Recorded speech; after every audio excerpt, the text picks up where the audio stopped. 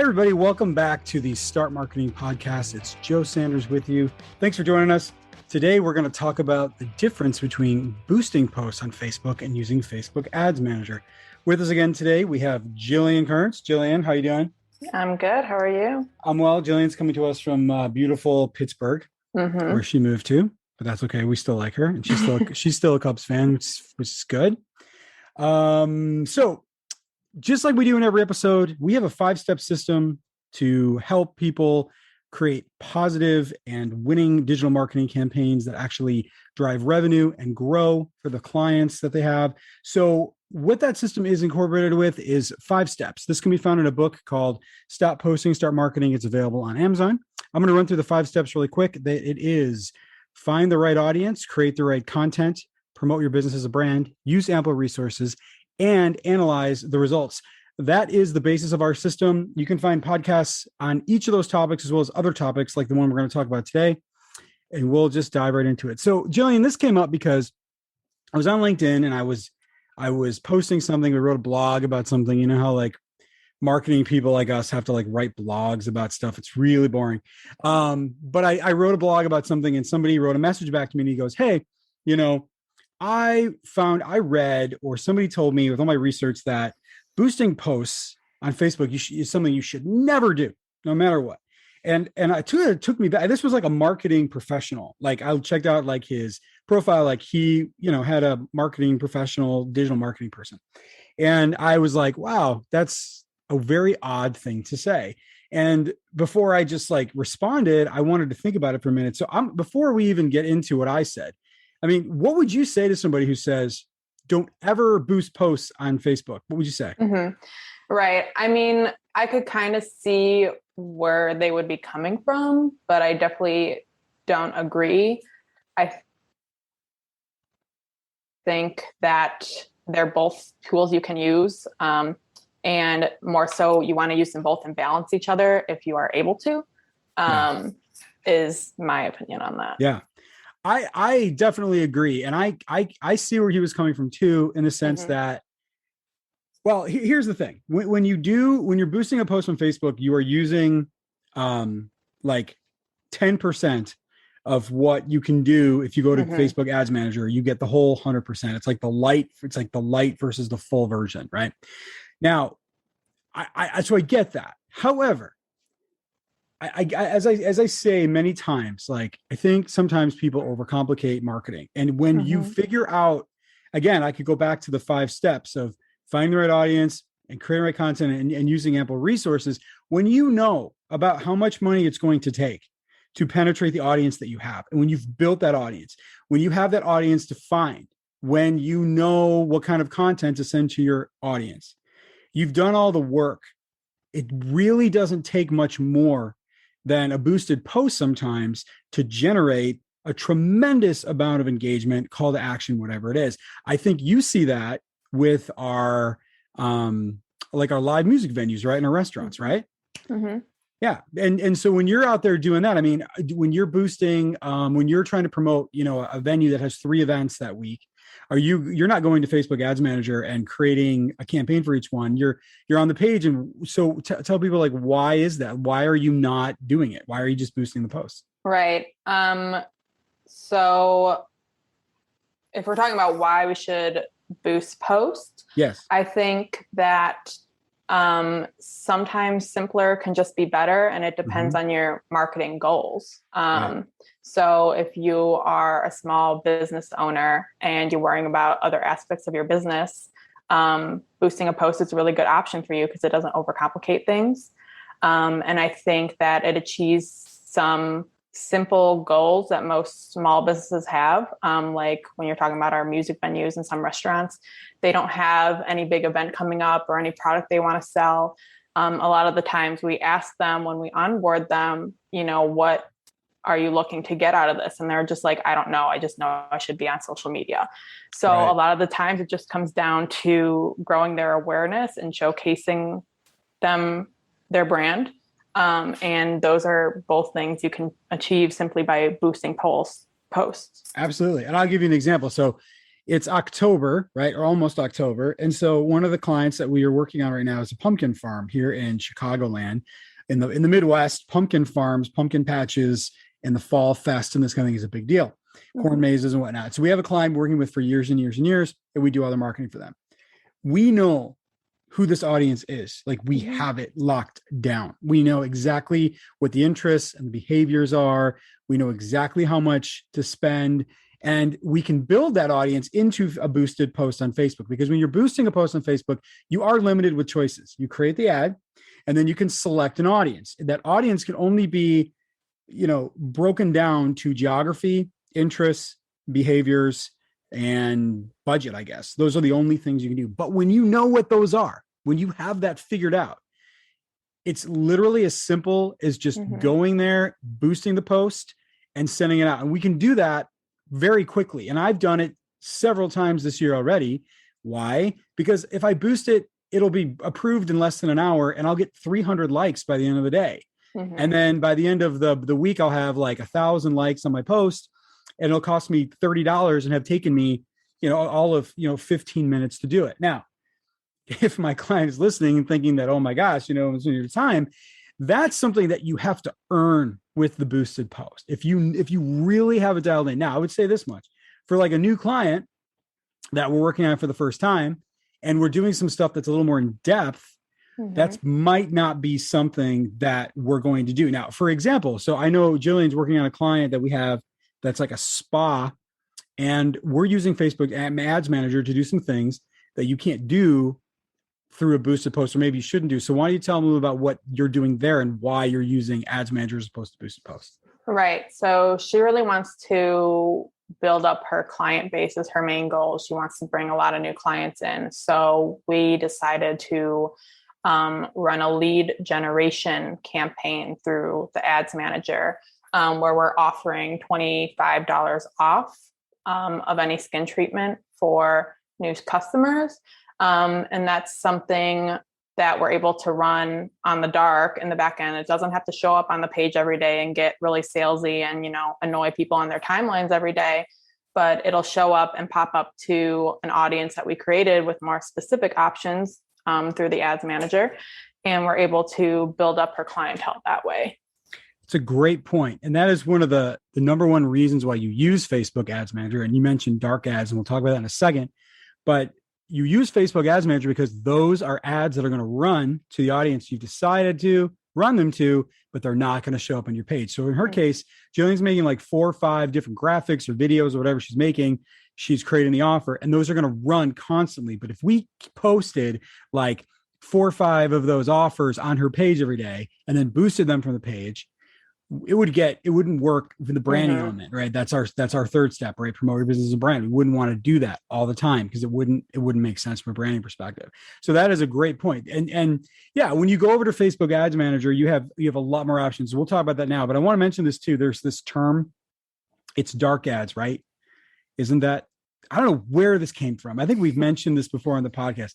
I don't get that at all. And that's dark ads essentially are ads that run on your Ads Manager that don't run on your page. As far as my understanding of that term is concerned, it's like a real term, dark ads. I don't know what, it took me a while. Somebody said it to me maybe last year, 2 years ago. And I was like, I have no idea what you're talking about. I don't like that term at all. All right. Anyway, so that's what you do. So if you have an established business and you really know what you're doing and you really have a good understanding of what's going on in your market, yeah, I think, before we move on, I think boosted posts are a great option for that. Definitely. It's like you mentioned, like if you're a small business owner, you don't have time, blah, blah, blah, whatever. But even for like marketing agencies like us, like, yeah, we run ads through Facebook Ads Manager, but man, if we need to just get some eyeballs on stuff, we probably use boosted posts every day. Here, I would imagine, right? I mean, I do. Yeah, I think it works. I think it works great. Now, why you shouldn't use boost posts? Well, I don't know if there's really a reason that you shouldn't, but I would say you're going to be limited. Facebook boost posts limit what you're able to do. So if you're not sure what you're doing, and you don't have this figured out, you don't want to do that. And one of the main reasons that I would say, just from my own experience, is looking at your ads on Facebook Ads Manager the way that they break it down for you, the information, if we go to step 5 in our system here, the analytics of it is so much easier to digest and so much easier to go through and look at and be like, okay, this is working, this isn't working. For example, we run ads for one of our meal delivery companies. I think we have 10 different creatives going at the same time. This is like, because this is what you can do on Ads Manager. We have like 5 graphics. We have like 3 slideshows and 2 what they call carousel posts, which are like multiple images within one post. Okay. We can put all that in one campaign on Facebook Ads Manager. That's a total benefit to you if that's, and you can see what's going to work best. But the cool thing is that when it's in Ads Manager, you're doing that. When you look at that in Ads Manager, you can just on one screen say, wow, yesterday I threw these 10 ads, got 10,000 impressions. Here's what the click-through rates were for each. Here's the ones that converted the best. And you have so much more data that you can dive into, right, when you're doing that. Now, we talked about other things that you can do, like the pixel and lead generation and stuff. So Jillian, when you're doing the lead generation posts, you're doing it through Ads Manager, and to kind of tell everybody like what's that all about? Right. So Ads Manager gives you a lot more customization. So when you boost a post, you pretty much get to select the post you want to boost, who do you want to reach, the max budget, and how long you want to run it. When you get into Ad Manager, there's a few more tools you can use to get more specific. So you have the option of choosing where you want your ads to be placed, on the newsfeed, on Instagram and stories, messenger ads. You can kind of choose more specific objectives, in addition to just like awareness or engagement. You can do lead generation or conversions or store traffic. You have a little more creative control. You already mentioned you can create different types of ads like carousel ads, and you can add buttons and specific descriptions or multiple descriptions on a single creative to see which one does better. And then just the targeting capabilities for your audience is a little more involved as well. You have more tools there. Yeah, there are a lot more tools. So like one of the major reasons that we use Ads Manager is the main reason is so that we can run a multitude of ads to one campaign at the same time without having it show up on the page. Number 2, I would say for the options, using lead generation, creating the forms and completely customizing the ad experience for the customer that's going to see it. The other major reason we do it is because sometimes your graphic is going to show up on Facebook in like about a dozen different ways. And if you're on Ads Manager, you can adjust those graphics so that they will fit on Instagram better, they'll fit on the newsfeed better, or the mobile version better, things like that. You have complete control over all that. The other reason to use Facebook Ads Manager is to set up a pixel. Pixel is the code that you can put from Facebook on your website and track things. So if you're trying to sell, widgets on your website, you put the pixel from Facebook on your website, you run the ads from Facebook, and then you can see, oh, look, I sold 30 widgets to this one ad. You can track the entire process. You can't do a lot of that kind of stuff with a boosted post. But having said all that, some of that I think might be a bit much for some people to chew on. If they're new to digital marketing, if they're, if they don't really know what it is. I mean, getting into the Facebook Ads Manager can be overwhelming, I think, for a lot of people. And I don't know here's what I'll say. You don't need a PhD in marketing to run a successful Facebook campaign. You really, really don't. If you understand the basics of marketing and you understand your audience, you understand your product, you could do it any number of ways. I think a lot of times what people do is they spend all their time trying to learn how Facebook Ads Manager works or Google AdWords works, some of those other things. And it takes up so much of their time and energy and effort, they get totally burned out from it. And then they just go, well, I'm just not going to do this anymore. As opposed to taking some of the easier options. I mean, Google has Facebook Ads Manager Lite. Okay. It's okay. It does most of the work for you. It's limited, but if that's all you need, go for it. And then using boosted posts, I think, is also not a bad option for something that you just need to get. You want to dive into this new thing. You want to start seeing what works. You want to get stuff out there. I mean, why not? It's not a bad option. So I think answering that question, the guy asked me of like, you should never use boosted posts, I think is taking it a bit far from the standpoint of, And you mentioned from the standpoint of why would you take any marketing outlet platform, you name it, and say you should never use that. Mm-hmm. You know what I mean? Yeah. Like if I told you, Jillian, like, hey, I've got all I do is work with, I don't know, like, really high end. All I do is market for funeral homes, and all I do is, I think TikTok is a giant waste of time. What would you say? What would you say? I would say that's silly. Yeah. And why would you say that?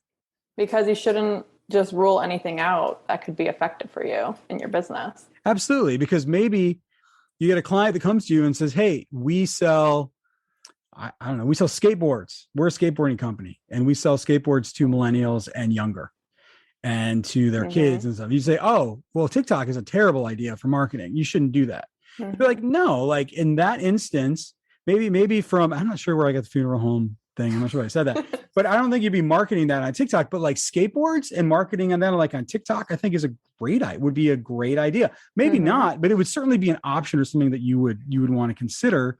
And so I think you always have to be very careful when you get into some of these absolutes in marketing, like, oh, this doesn't work or that doesn't work. Well, it might not work for you.